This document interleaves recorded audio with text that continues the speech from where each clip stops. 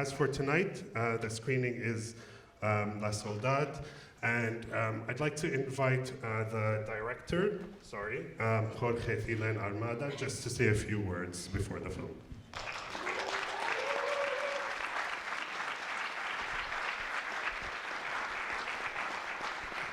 Hello, everyone. Thank you very much. Thank you all for coming. Very happy to be here, back at Concordia. Very special screening for me, not only because my friends that supported me, you know who you are here, but also my film teacher, Rick Hancock's. Thank you for putting me on this path. I'll be here to answer any questions and talk more about the film, and I hope you enjoy it. Thank you. Producer and director Jorge Thielen Armand's debut feature film, La Soledad, which we just see, premiered at the 73rd Venice International Film Festival and garnered over a dozen awards across 50-plus festival run. He has a BA from Concordia University and is an alum of the Venice Biennale Collage, the TIFF Writers Lab, and many other international talent development programs. He has also founded La Fiena with Rodrigo Michelangeli, a production company dedicated to art house films. They are currently in post-production on their sophomore narrative film. Please help me welcome the filmmaker. So I'll just start maybe with a couple of questions, and we'll open up for answering the rest of the audience to participate. So the film is bookended with these documentary kind of archive footage, and then you kind of see the credits and realize that the characters are actually playing themselves. And this hybrid nature of this documentary element to the film is very much rooted in it. So I'd like you to let us know, I guess I've read that, you know, this house is your family's house, the voiceover that starts the film is yours. So I want to know about like that, the relationship between documentary and fiction in the film. Yes, everything you said is correct. What can I say? I wanted to make a movie in this house when I found out that my family wanted to demolish it. Initially, I thought I wanted to make a documentary, but I wanted to also capture this spiritual world that I experienced in a very real way since I was a kid in the house. And I hadn't been there for 15 years, so I decided to go back with my father. I knew Jose Negro was living there, and I was worried. You know, I didn't know what he would say. You know, we haven't seen each other in so long, and when I arrived, he came out of the showers, you know, and this very big guy, very strong, and gave me a hug, you know, and with a big smile, and it was the same as when we were kids. And so I said, hey, do you want to make a movie together? It can be like a way to play again, like when we were kids. And he said, yeah, sure. So then we made this movie. And what is the choice to kind of make it, you know, you said you wanted to do a documentary film, and obviously, you know, the climate of Venezuela is very much rooted in the narrative and in the film, and the family's, you know, threat of homelessness, which was, I guess, real as well, and kind of that narrative. Why choose that kind of, you know, a more element of fiction that even has a bit of that surrealist element to it, and that magical realism, I guess? From the onset, I was very... One of my biggest motivations to make a movie back home was to talk about what's happening in the country. And knowing that there was this spiritual essence in the house that I wanted to capture, I wanted to talk also about the ways in which Venezuelans and many Latin Americans use these beliefs, in whether it's religion or magic or the belief that there might be gold and legends, as a way to escape, this very harsh reality. Yeah. So in the film, you kind of choose to focus on the personal, on that kind of element, and you shy away a little bit from making claims about the role of sanctions and how it's affecting economy, the role of corruption, kind of. But then the very felt reality is very visible on the screen. You have the lack of provisions, you have the fear of homelessness, you have very visible. And why is that chose to focus on the kind of personal elements, I guess, as opposed to the larger, for a very deep-rooted political issue? So I made this film, we shot in 2016. At the time, there were no sanctions whatsoever on Venezuela.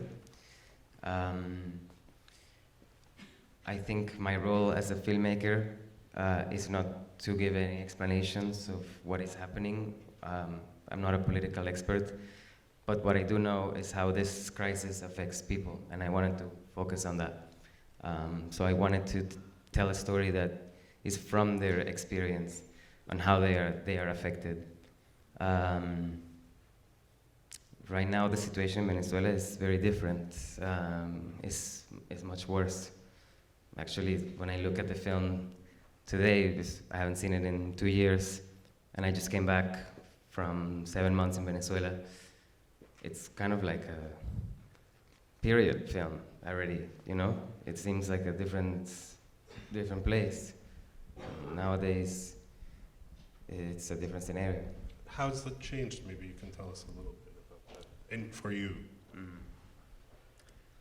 Well, more than half of the people that made this film with me left the country.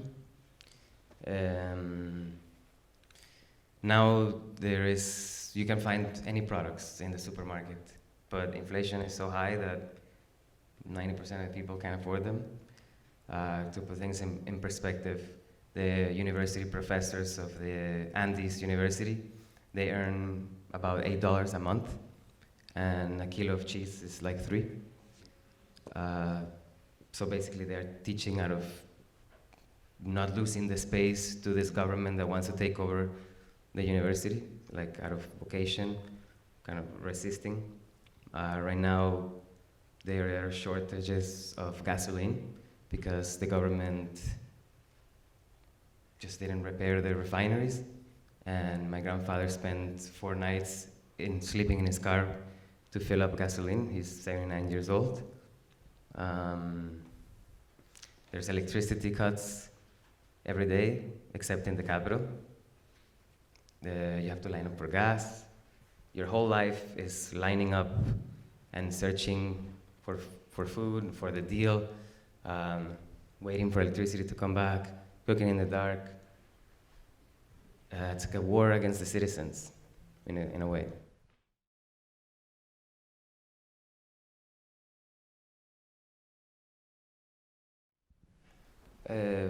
My idea for the sound of the film was I didn't want to have any extra diegetic music because I was wanting to make a movie in a realist way that resembled a documentary but wasn't. And so that's why I didn't have any extra diegetic music. But we thought, me and my sound designer, we thought as the soundscape as the score for the film. And the idea behind it was that when the main character was near the spirits, then you would feel it more. And we wanted to communicate tension using only natural sounds.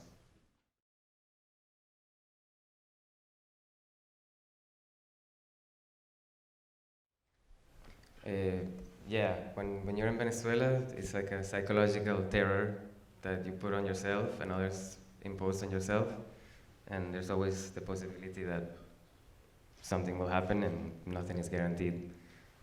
So filming outside is scary, but we did it. We had security. You feel a lot safer, no, when you're like with 30 people and you're kind of in your own world. But you are strategic about it. You have security. You talk to the right people, and you get it done.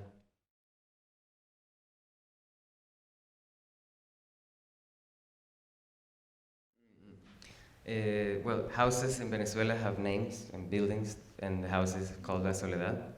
Um, I know of the book, like Marquez, but I haven't read it.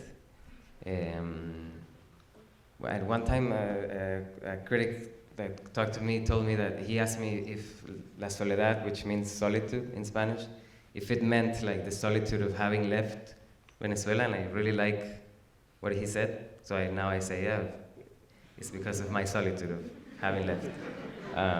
But I think it's a title that evokes many interpretations, but I named it like that because of the house.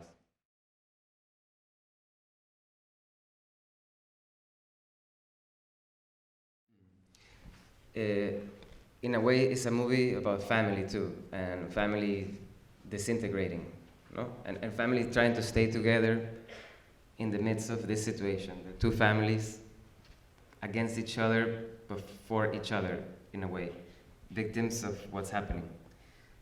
And also, it's a very lethargic film, no? They're laying in bed, waiting in line. It's like, and in the end, he's floating, waiting, and that's what is happening in Venezuela. Waiting, and you wait, and it's this eternal wait, no? And nowadays, when I go back, people are tired, you know? People are, they want to go to sleep, they want to eat, and I wanted to show that somehow, you know, with this lethargic way. I also was very obsessed with the house and with the faces, so I wanted to stay very long there, you know.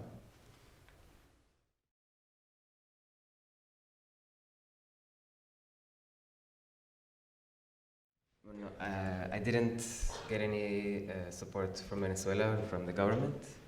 The movie was financed with the Biennale in Italy. It was a very big learning experience. It's my first fiction film. I made one short documentary before this, and it was very scary. But I was really lucky to be surrounded by people that supported me and that taught me a lot of things. And it was an experiment also, no? Working with people that are not actors and asking them to say certain things, to improvise others. I feel really lucky, you know, to have made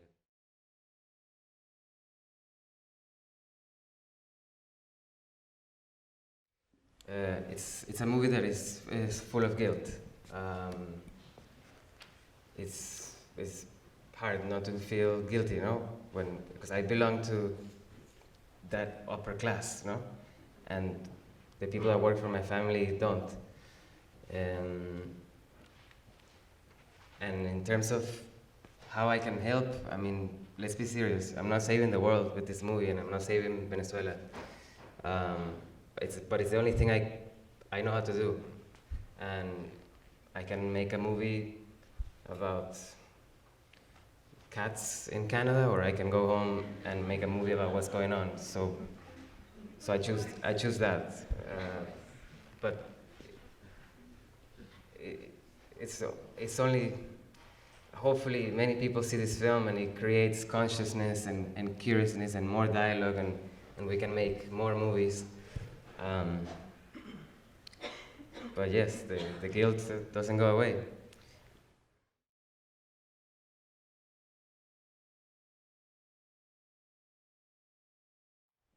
My family didn't demolish the house. They didn't sell it. They're still living there. Before I made the movie, my family and the family that lives in the house never really talked. You know, it's been like 15 years. And the status quo was that, yes, one day they will leave and we'll have the house back. And if you ask them back then, they would say, yes, one day we'll leave when they say. After the movie, that was kind of, it opened a channel of communication, and I was quite happy about that because some people in my family had other intentions of asking them to leave in a different way, and I thought the best thing would be for them to talk about it, and reach an agreement. And of course, because there's a really emotional connection with Rosina and Jose and the girl, my family wasn't gonna just leave them on the street, so they decided to help them buy a small house outside of the city. And everyone was very happy, and when it came down to for them to have signed the papers of ownership of the new house, they didn't want to. But part of the family had already moved, so now my family has 2 houses that have squatters. And it's and they're very angry. Yeah. Some of them say that it's my fault, that they stayed in the house. And it created a lot of problems, between me and my family. This film. Make another film. I did. Yeah, the archival movies in the beginning and the end. I didn't ask their permission to put them in the film. And when they found out, they were very, very upset. And they felt I villainized them in the film, because my father is Jorge in the movie, that's my real father. And he says that when they're fixing the roof, he says, I'm not like the rest of my family. And that was a comment that really hurt some people in my family. So yeah, that's kind of the side of that story.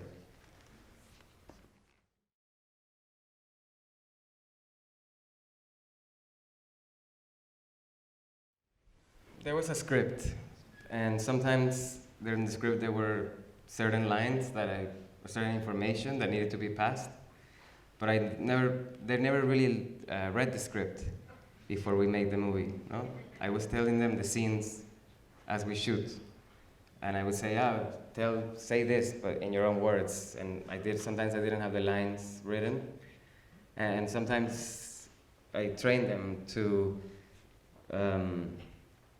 react instead of act. So I would take one in a room and I would say, okay, when you go in the scene, okay, say what I told you to say, but also ask her for money. And then I would tell Marley in the other room, this scene is about you wanting to leave to Colombia. So then when Jose comes and says he wants money, she takes her by surprise, but she's trained, not to be like, what's going on? So the camera can capture, that real moment, or improvised moment, if you will.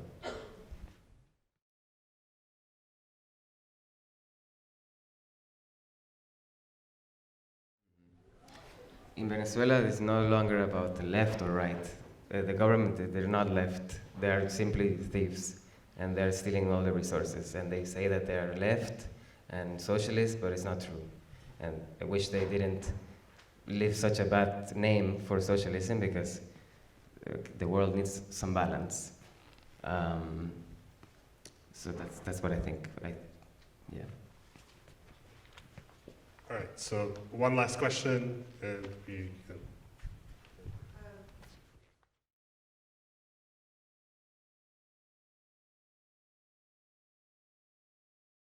Yes, I found it in the house. Wow. All the paintings, the books, all of the things, all of the art in the movie is from the house. No, we didn't bring any furniture or props or anything.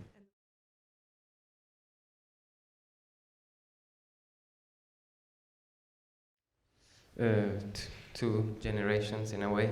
Making the movie was a bit of an archaeological journey too, no? Going into the house and kind of repeating, what I did as a kid, which is going into the rooms and going through all this massive amount of stuff from the people that came before me, So returning to the house and digging in the rooms again and finding abandoned family albums, the home movies,